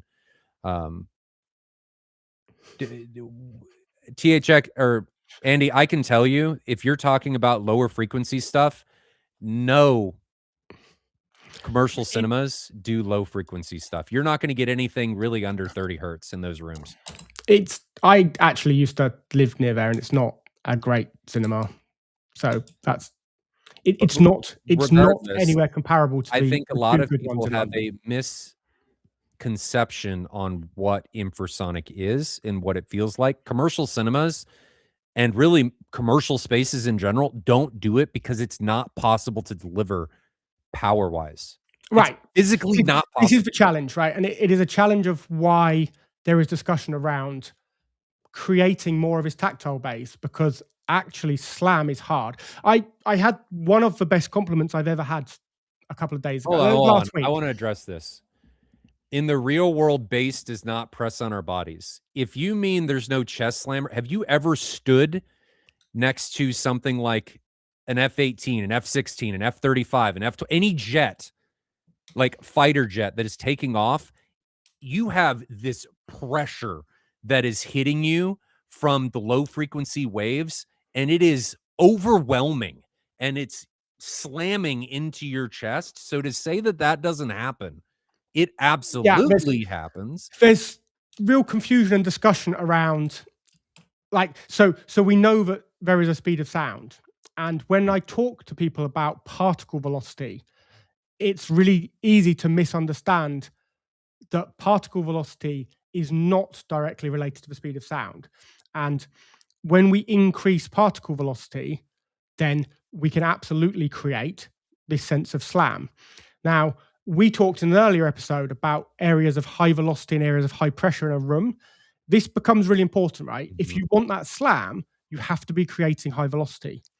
So the whole design revolves around creating high velocity differentials that absolutely do create slam, right? We've all experienced it at gigs, so you can't dispute it doesn't exist because we've all felt it, right? It's really simple. So yeah, there we go. But the interesting thing is the range of frequencies that you can deliver it at. Most people have never experienced it lower down, like 20, 30, 40, 50 hertz, because they don't have the ability to generate the velocities with accurate time alignment. Like the time domain on most systems falls apart the lower you go. Yep. So there is something that many people won't ever actually have experienced. It doesn't mean it's not possible. It means it's really hard. I think, Andy, you're trying to simplify this too much. Infrasonic bass is everywhere, and if we took it away, that pressure change, you would notice. And I think a big part of why I'm chasing infrasonic is even when you're not hearing it, it's really low level. There's this low level feeling of, all right.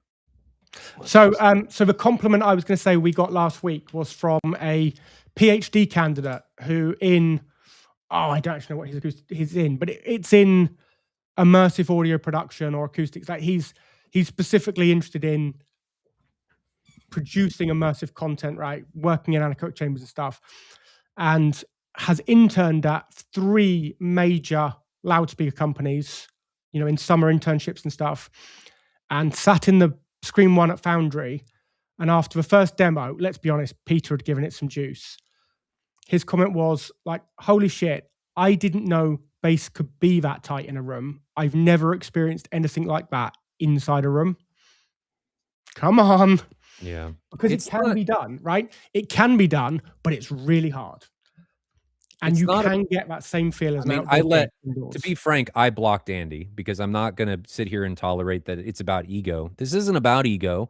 This is about showcasing what's possible. And if you don't talk about this stuff, this is not saying that X, Y, or Z systems are better or whatnot. It's simply saying that in talking about objective fact and what can be done.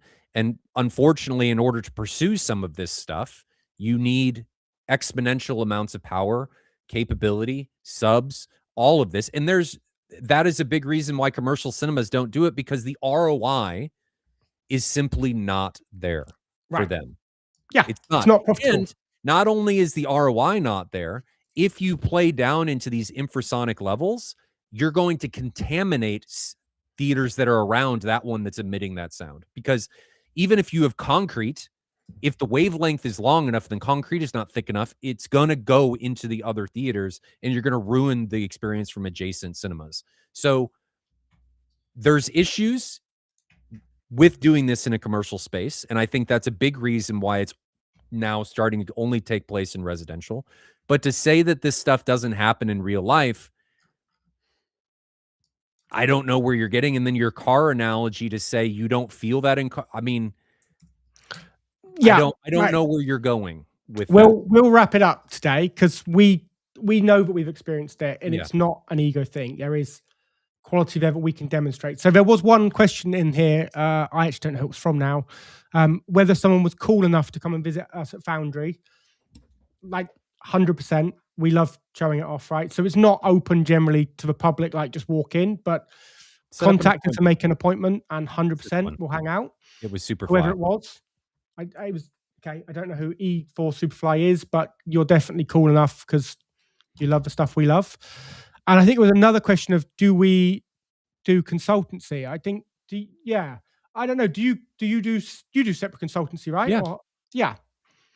So we do it all over the world. Weirdly, I actually have less local work when I have global work. Same.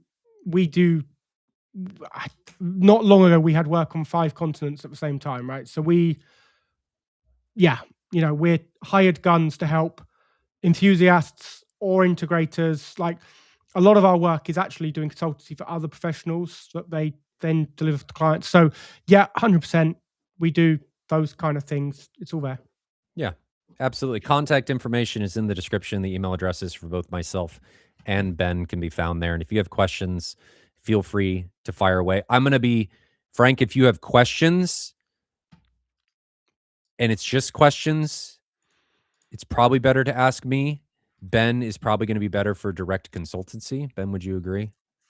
Yeah, it depends. We do a huge range of stuff. So try us. We bounce things between each other. If something came to me that is better for you, we can bounce it. Like try us, hit us up, talk about what you need to do, what you want.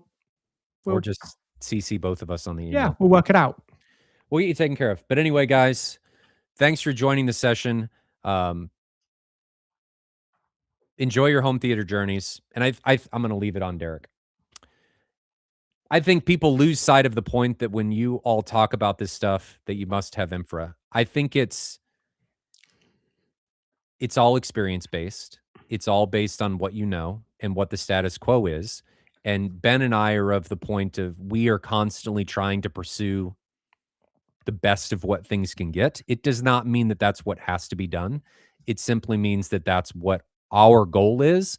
And if the people that are trying to implement this stuff are not trying and moving towards what we'll call perfection, we'll never get there.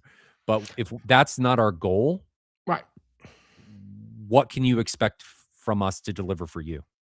Yeah, and I would say I bet we've both been in loads of rooms that were incredible, wonderful place to spend time, that didn't attempt to do anything under 20 hertz. No. So I think when it's there, the experience gets better. Yes. But it doesn't mean I don't love rooms without it. Like 100%. I've been in loads of rooms that don't come close. Like, I've been in rooms that top out above 25 hertz, that still, for what they do, the dimensions of it, the space, the budget, are incredible. It's not required, but when you've got it, things get better. They just, yeah, it's great. We just want the experience, regardless of what it is, regardless of the compromises that have to be made, the budget, whatever, to be as good as it can be. That's it. Try and Cool. leave nothing on the table. But we'll leave it from Right. there. I don't know what Back to next paying week's work. conversation is going to be about. It's gonna be something about measurement data, I'm sure, probably dispersion, because we haven't talked at all about that. But we'll have something scheduled here soon. Enjoy your home theater journeys. Enjoy the rest of your week. Hopefully you have a great Monday. If you guys need equipment, have questions, or need consultancy, feel free to reach out to Ben and I. Our contact information is in the descriptions down below. But we will see you guys in the next video. Cheers all. Good one.